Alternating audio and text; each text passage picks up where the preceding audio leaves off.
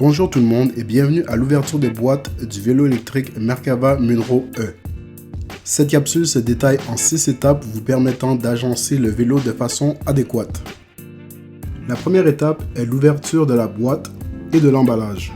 Pour ce faire, vous aurez besoin de pinces coupantes, d'un couteau X-Acto, d'une clé Allen 5 mm, d'une clé Allen 4 mm, d'une clé à molette de 12 mm et d'une clé à molette de 15 mm. Les pinces coupantes et le couteau X-Acto seront les outils utilisés pour l'ouverture de la boîte. Il est bien important d'être prudent lors de l'ouverture de l'emballage pour ne pas abîmer la peinture du vélo. Une fois l'emballage retiré, placez le vélo de façon à ce qu'il tienne en place. Notez qu'il sera bien important de ne pas appuyer sur les leviers de frein avant l'installation de la roue avant. Dans la boîte, on peut aussi trouver une autre boîte d'accessoires supplémentaires, ainsi qu'un porte-bagages et des sacoches en option. Étape 2. Installation du guidon.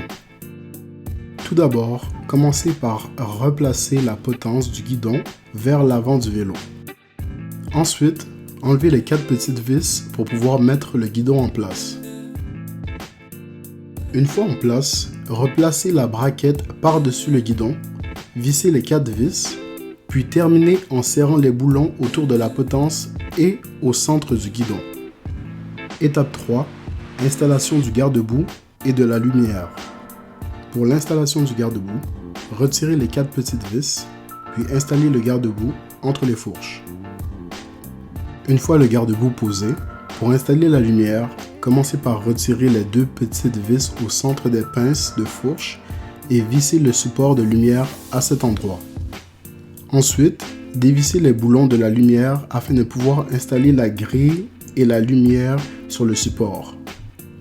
L'ordre de mise en place est le boulon, la grille, le support et la lumière. Le petit morceau de caoutchouc va se retrouver entre le support et la lumière.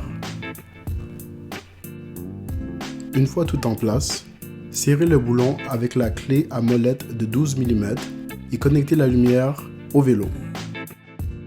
Étape 4. Installation de la roue avant et de l'étrier de frein. Commencez par retirer la tige de métal d'entre les fourches en la dévissant.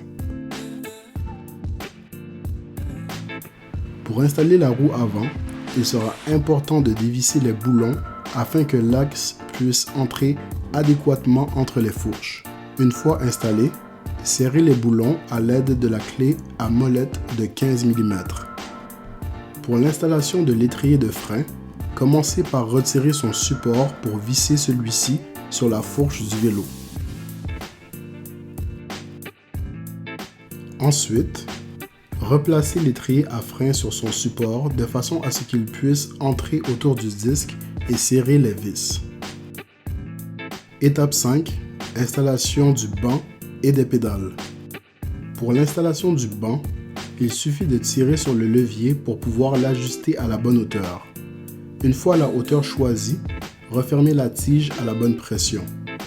À l'installation des pédales, il est possible de constater une lettre différente sur chaque embout de pédale. De plus, la pédale gauche contient de petites rayures sur son embout. À l'aide de la clé de 15 mm, commencez par la pédale gauche en vissant l'embout dans le sens anti-horaire. Vous pouvez aussi tourner la pédale dans le sens horaire et maintenir la clé stable. Une fois terminé, effectuez la même chose du côté droit dans le sens opposé. Étape 6. Installation de la batterie.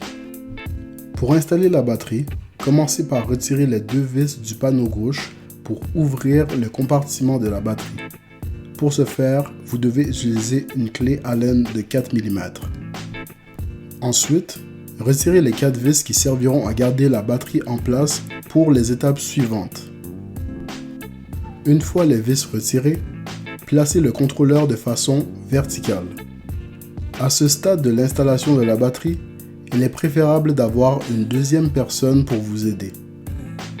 Tenez la batterie près du vélo pendant que la deuxième personne branche les contacts de la batterie.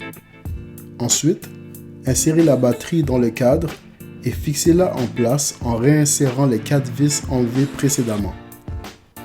Pour finir, revissez le panneau en place. Une fois l'installation terminée, ajoutez de l'air dans les pneus à une pression de 20 psi.